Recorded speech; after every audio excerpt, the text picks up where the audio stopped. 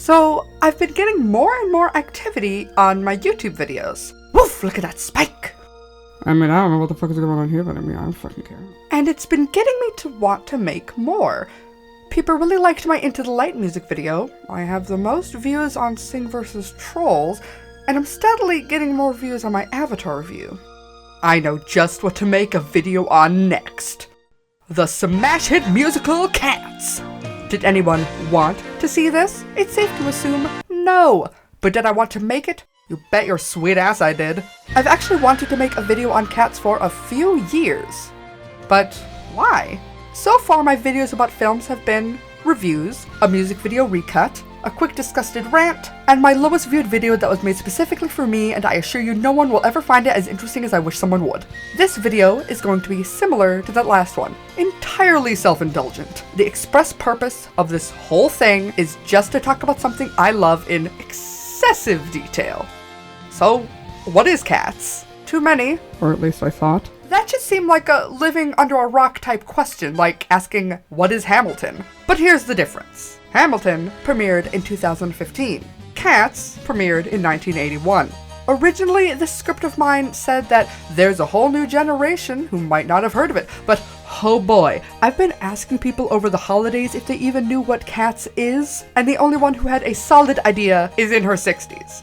So, even though this video began and is still pretty much just for my own enjoyment, I'm also considering this to be educational. Sit down, buckle up, and get ready to learn. To sum it up, Cats is a musical by Andrew Lloyd Webber, based on one of his favorite childhood books, Old Possum's Book of Practical Cats by T.S. Eliot, filled with silly poems about how weird cats are. From that premise, your first thought is either, that sounds pretty cute and possibly interesting, or, how in the hell can you make a musical about this? Well, if you're thinking the latter, that was pretty much the obstacle that Webber faced when pitching the show and trying to get it financed. The stage is not going to be full of people dressed as cats like in a pantomime, is it? Oh, no, It's not. absolutely not. So it's not going to be a children's musical about pussycats? No, not at all. That's the exciting thing about the show. It won't be a jazz show, it won't be a balletic show, it won't be a modern dance show. It will be all these things, we hope, and also something that we've never done before. And that's true. First of all, cats. Just they're all goddamn people in unitards pretending to be cats. Next, there's only one set, a junkyard, which stays the same throughout the show with no scene changes. The musical is said to have next to no plot, which literally left a lot of the cast not even knowing what they were supposed to do half the time in early rehearsals. And it's a strange mix of an opera with a ballet more than a traditional musical. There's virtually no spoken dialogue, and it heavily revolves around dance, even having a 10-minute dance scene in the middle of the production. And I love it! And so did everyone else, it seemed. The show set records by running in London for 21 years and 19 years on Broadway. It had been the longest running Broadway show until Phantom of the Opera in 2006, written by the same person. Kind of reminds me of David Cameron with the box office of Avatar and Titanic, And something so successful is going to have multiple different productions. And the one that I saw and came to love is the 1998 direct-to-video adaptation. I was 4 years old when this came out and fell in love immediately. Back then, literally, I convinced myself those weren't dancers, but they were actually real humanoid dancing cats. Reminder, I was 4. To really understand Cats, the first thing to discuss is the very first thing the show opens with. These aren't just supposed to be regular run-of-the-mill cats, no, they are jellicle cats. Now, what the fresh hell does that mean? Well, they just so happen to have 3 songs about it. It's almost as if the fact that they're cats has to be justified. Do I actually see with my own very eyes a man who's not heard of a jellicle cat?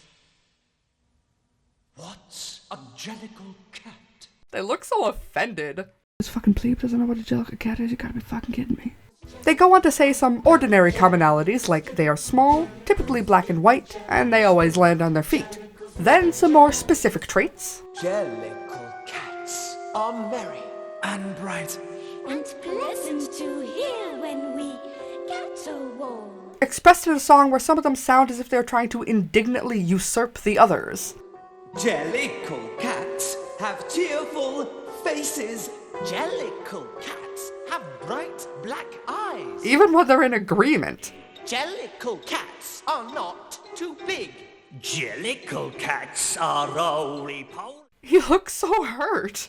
And then there are the other qualifications for being a Jellicle cat, like Can you ride on a broomstick to places far distant? Familiar with candle, with book and with bell. Were you Whittington's friend? The Pied Piper's assistant. Have you been an alumnus of heaven and hell? huh. But what in the end unites them all is the knowledge of how to ascend to a plane they call the Heaviside Layer, which appears to be some kind of heaven. Full of wonders, one Jellicle only will see. Where one goes to be reborn into a new life. Pretty heavy for something about singing cats. In fact, the entire musical is about this magical realm. It's been said that the show has no plot, but I disagree. This is the plot. The reason all of these cats are together in a junkyard in the first place is because it's an annual ritual of theirs, the Jellicle Ball. Jellicle cats come out tonight. Jellicles come to the Jellicle Ball. Under a full moon, a Jellicle moon, as it were, they congregate to tell stories about one another, to dance and be merry, to mate. I'm fucking serious about this shit. And ultimately end the night by choosing one cat to ascend to the Heaviside Layer. Aside from the sex part, all of this is even explained by the narrator, Monkstrap. Yes, they all have very weird names, just bear with me. And the Jellicle leader will soon appear and make what is known as the Jellicle choice. When old Deuteronomy just before dawn, through a silence you feel you could cut with a knife, announces the cat who can now be reborn and come back to a different Jellicle life. Now, who is old Deuteronomy, and why does he get to decide who is reborn? Well, he's the highly respected and adored leader of the tribe, who has apparently been reborn himself multiple times to the point where he is the oldest of them all, and has allegedly had 99 wives and numerous progeny. Some of these cats are definitely his children. So basically, old D over here now watches over the rest of the night. Once he sits upon his throne of garbage, Monkstrap starts off the evening with a story to entertain everyone of a war between two breeds of dog, the Peaks and the Pollicles. It's pretty cute, all the cats dress up in things you'd find in a junkyard to act out the story. It's hilarious to see how tired Monkstrap gets of trying to cue all the cats to do the act right, as if to say, God damn it guys, we had so long to prepare, don't embarrass me in front of him.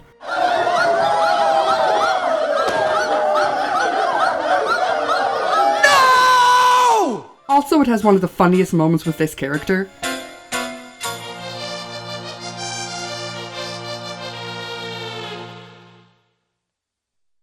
I mean, there is some casual nationalistic racism thrown in there. Now the Peak, although people may say what they please, is no British dog, but a heathen Chinese. And so But the poem was written in 1939, so, there's that. The point of this story is evidently to tell the tale of the Great Rumpus Cat, how he broke apart the warring dogs and brought peace back to the night. And this is pretty much how the show is structured. As an adaptation of a poetry book, it's comprised of these seemingly random musical numbers around the various notable cats. He is quiet, he is small, he is black, from his ears to the tip of his tail. In terms of a plot, the way that I always saw it was that they were sort of telling their stories and presenting themselves to old Deuteronomy as a kind of audition to go to the Heaviside Layer. I mean, true that Buster Jones, Jenny Andy Dots, and Rum Tum Tugger had their songs before Old D finally came in, and Monka J and Rumple Teaser songs definitely did not paint them in a very good light. But then again, McCavity gets a song and Old D isn't even there for Mr. Mistopheles, and, Okay, now is the time most of you should be looking at the screen like, The fuck? at all of these names. And this is my seamless transition into the characters. Ever since I was a child, I have prided myself in knowing the name of every single cat, even the ones with no songs. A pride that impresses absolutely no one. But there's a pretty substantial amount of characters. They're split into chorus cats and principal cats, or the ones that have their own songs. There's a lot of names to get through, so here's a quick rundown. You've got the kittens, Jemima, Victoria, Tumble Brutus, Pouncival, Electra, and etc. The Toms, Quaxo, Plato, Alonzo, Asparagus, and Karukapat. The Queens, Bombalurina, Demeter, Cassandra, Jellylorm, and Tantamile. Then the principal characters, Monkastrap, Buster Jones, Jenny Annie Dots, Mr. Mistopheles, Mungo Jerry and Rumpelteazer, Rum Tum Tugger, Skimbleshanks, Gus the Theater Cat, the Rumpus Cat, the Villain McCavity, and the tragic victim, Grisabella. Amazingly, every single one of them, even the chorus cats, all have tons of personality and even some backstory. This version actually captures their personalities better because you can get closer to the characters, something that Weber himself was actually very excited about. Being close up to it in the way that we are, we're able perhaps to tell the story a little clearer. Being up closer, I think that the words can sing a bit more. I think sometimes, sometimes they can get lost in performance. I think it's much easier to follow what Eliot himself wrote in this. Since there are nearly 30 characters, I can't go over all of them in the same amount of detail. Not that each one indeed has as much detail as the next anyway. So here's a quick summary of the, in my opinion, less interesting principal characters. Buster Jones is an admirable and sophisticated 25-pound fat cat who peruses gentlemen's clubs. Jenny Annie Dots spends her days at home lazy and fat, but when her family is asleep, she gets busy teaching mice and cockroaches how to sew and crochet so they stop wrecking shit around the house. Skimbleshanks is the railway cat who is the pet of a conductor who controls the mouse population on the train. And Gus was an old theater cat who played in movies and reminisces about the olden days. Okay, now it's time for the excruciating detail. Firstly, not all of this is just my own theories and observations, but information gathered from actual interviews with the cast from behind-the-scenes featurettes. If you feel that would give my opinion more validity.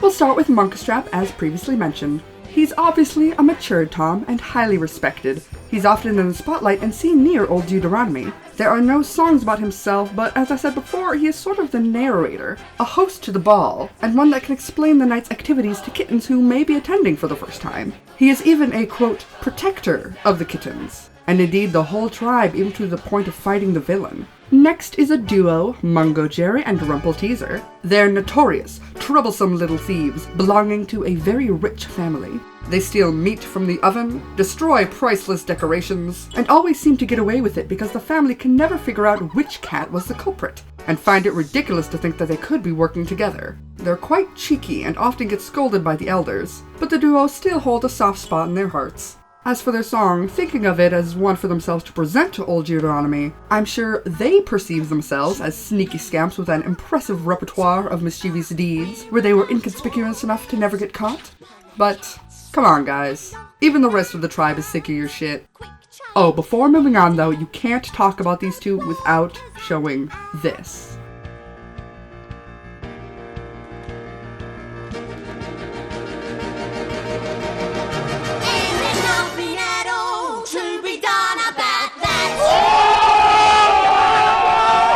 Then we've got Mr. Mistopheles, the magician. He was always my favorite principal character, and our VHS is actually slightly damaged around the song because of how many times I went back to watch it. He's slick, silent, a little shy, the cat that you could have sworn was right behind you and is now nowhere to be seen. Mistopheles is not quite a kitten, but he's still fairly young, a sort of child prodigy, yet he doesn't quite know how to use his powers perfectly yet. However, he's alleged to have pulled 7 kittens out of a hat. And during his performance, he fucking shoots lightning out of his hands, makes Victoria appear from thin air, and straight up disappears after doing one goddamn amazing feat of physical prowess. Not only is his dance one of the most intricate and physically challenging performances in the show, not only is his song one of the catchiest and for me personally just exudes the sweetest of nostalgia.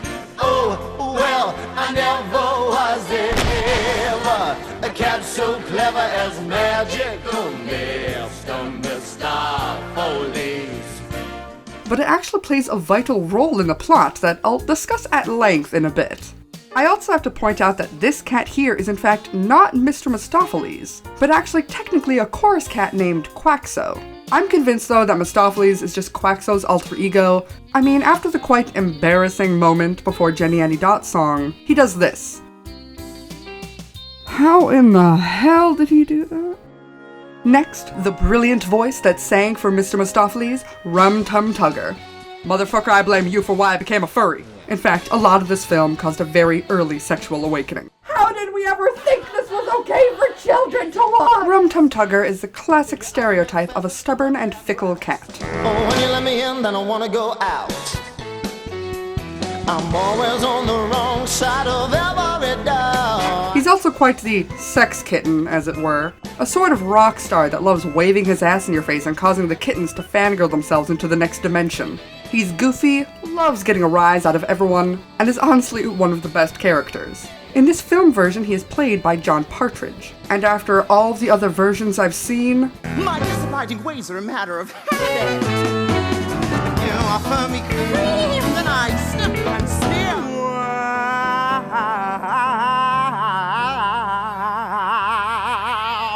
he is undoubtedly the only man that can play this character. I mean, they even tried to, quote, update him with this rapping Street Cat version from 2014 to 2016, and I just no. No. Anyway, when Tugger's not trying to arouse or annoy, he is a very calm and collected presence. He rubs elbows with Monkstrap and Old Deuteronomy, and in a time of great sorrow and anxiety for the Jellicles, he's the one who steps up to provide comfort and advice, leading into Mr. Mistopheles' song. And here's why that's important. So I've mentioned the villain a few times already. He is a frightening, mysterious cat named Macavity. He's sort of an urban legend at times, and is apparently wanted for everything. After Skimbleshank's song ends, Macavity comes in with an evil cackle, and crashes the party. He seems to have these rat cronies that legit just come up, throw a net over Old D, and kidnap him. Since everyone is like, okay, what are we supposed to do now? That's when Rum Tum Tugger comes in like, hey guys, have you heard of this magical cat named Mr. Mistopheles? He can totes help us out, just like, give him a chance. And lo and behold, Mr. Misto comes out and saves the day. Yes, Mr. Mistopheles brings back Old Deuteronomy through a magic trick. How in the fuck? Who cares? I'm so goddamn happy. Listen to this music! Oh, well, I never was there ever. A cat so clever as magical, mystical. Well, I never was there ever. A cat so clever as magical, Mr. Mistopheles. Okay, so you've got the plot. You know why Mr. M and RTT are fabulous, fantastic, the best, be still my beating heart. So let's backtrack a little before all of that. After Old D is taken away, these two queens here named Demeter and Bombalurina sing about the rumors and allegations against Macavity. They seem a little too aroused over a criminal that just stole their leader, but regardless, it's a really cool number.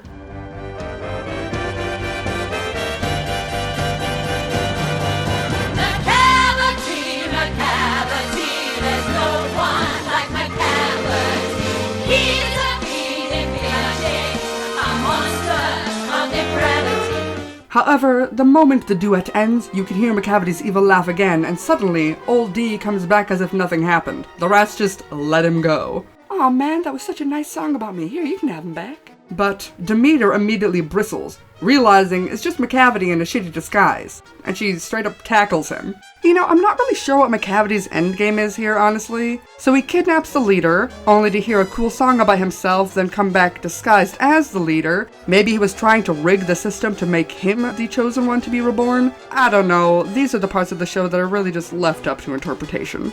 Okay, now so I'm gonna use those girls to segue into talking about the chorus cats. Some chorus cats are more prevalent than others. And again, the fact that this is a film version that can really get up close to the characters, it really shows you their personalities and their relationships to one another, without any dialogue. So, the cat singing Macavity song. Bombalurina is a fiery queen. She always commands a strong presence whenever she's on screen, with her deep red coat and intense eyes. She lusts unrequitedly after Rum Tum Tugger pretty hard, and is either friends with Demeter or possibly even her sister.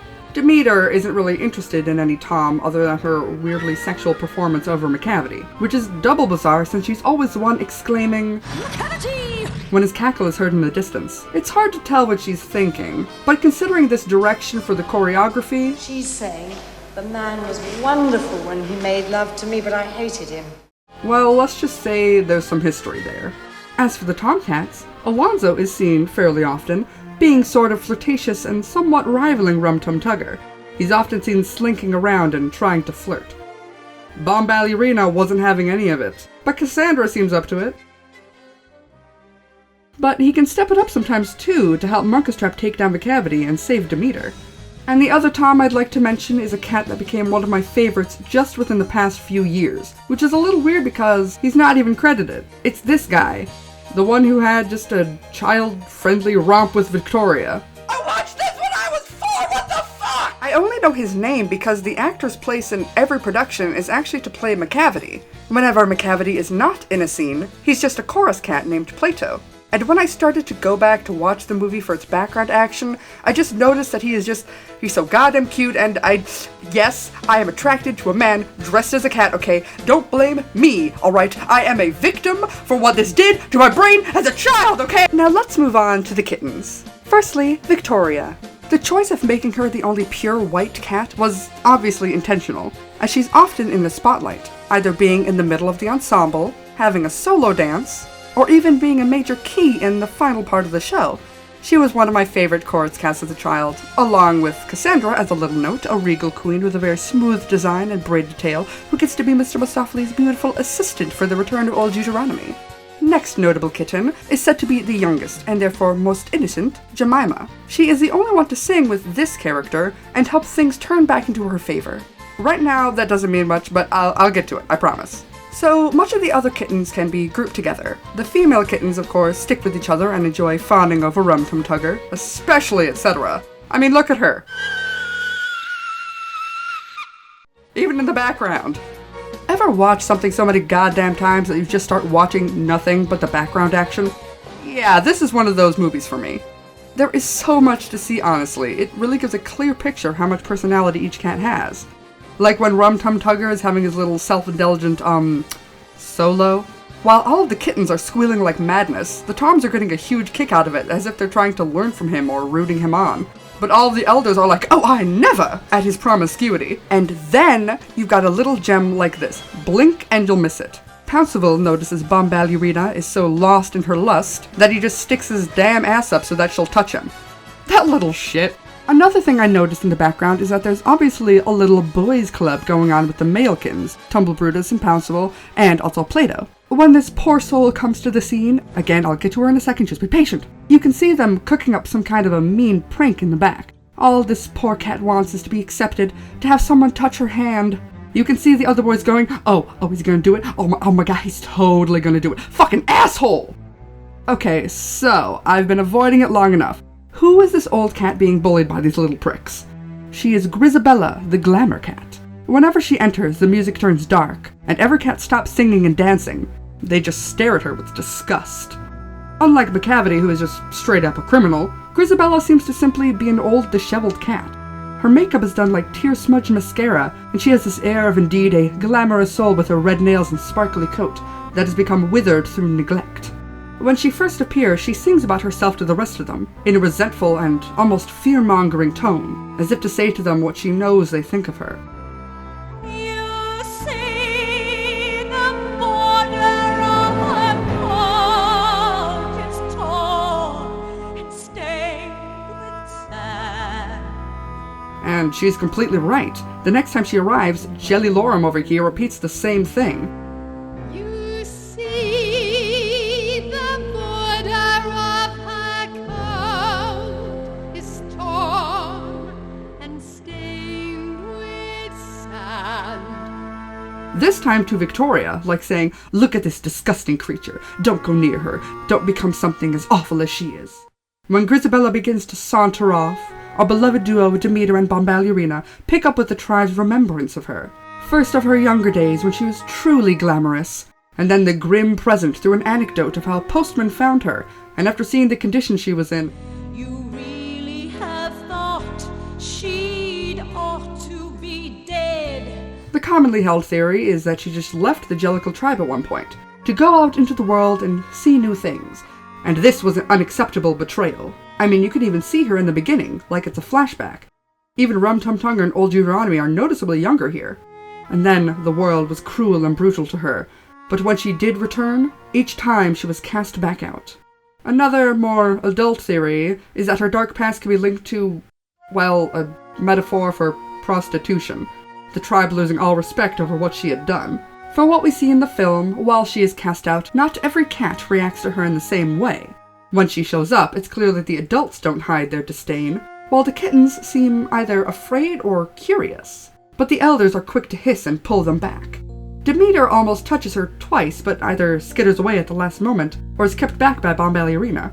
See, there seems to be this unspoken rule that the only way for her to be accepted back into the tribe is to be touched. After her first time singing her lament Memory, she reaches out her hand behind her, waiting to see if someone would come and let her back into the tribe, just to simply touch her, hence the famous and powerhouse line from her big showstopper.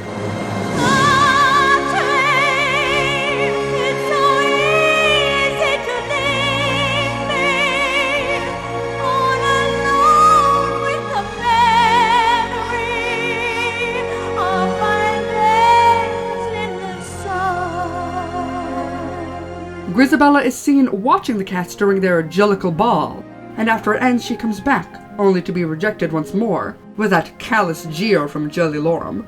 Once alone, after all the cats disperse to avoid her, she tries to dance again, flaunt herself like she did when she was young, all to no avail as she succumbs to how weak and feeble she's become, to realize that those days are over. Memory is easily the most famous song from Cats. She first sings it here, to lament at her continuous ostracism. It's interesting, because the very next scene is about Gus the theater cat. I only mentioned him briefly before because, actually, when I was young I always thought it was boring and always skipped over that scene. But it's an important parallel to Grizabella. Gus reminisces about his happiest memories in his profession, and by the end of his song, he is so torn up about how time has robbed him of his passions, how in his old age those glory days are over. Both him and Grizabella are the same in how they wish they could relive their prime. But Gus has the support of everyone. He's still a respected member of the tribe. Grizabella has no one. That earth-shaking reprise at the end of the film is her final plea to everyone. The first time she sang Memory, she was all alone except for old Deuteronomy, who watched solemnly in the background. Now she sings in front of the whole tribe, how she regrets whatever she had done and longs for her younger self.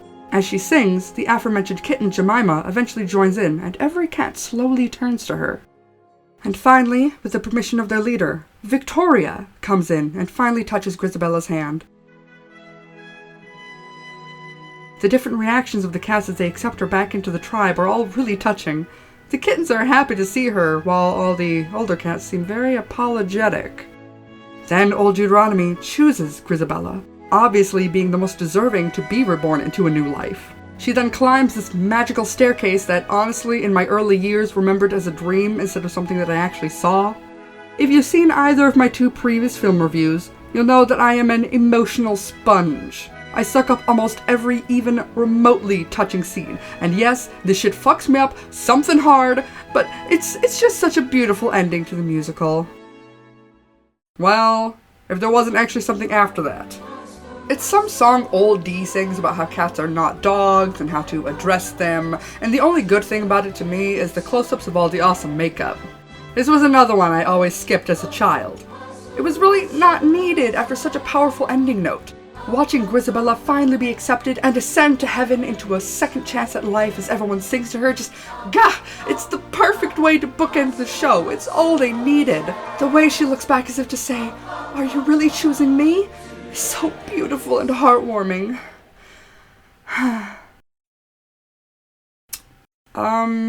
Okay. Let's see. Is there anything else to talk about? I've talked about the story, the characters, the music. That might be it. This video is obviously barely structured. Most of the script was written in one day, and it's really, as I said at the beginning, a video that is just for me. I've loved this musical for so long, been so attached to this very specific version and these characters.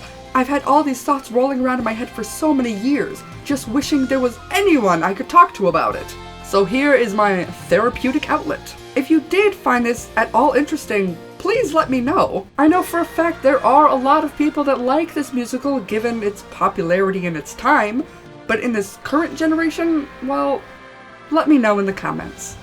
Until next time. Woo! I'm done! My throat hurts! Oh God! I've been sick for 2 months, help me. Expressed in a song where some of them sound like they're trying to indignantly why did I write this line? I've had all these, ow, bit my fucking tongue, god damn it. Ow. Let's just say for that... something in my eye. Ah, there's something in my eye. Ow.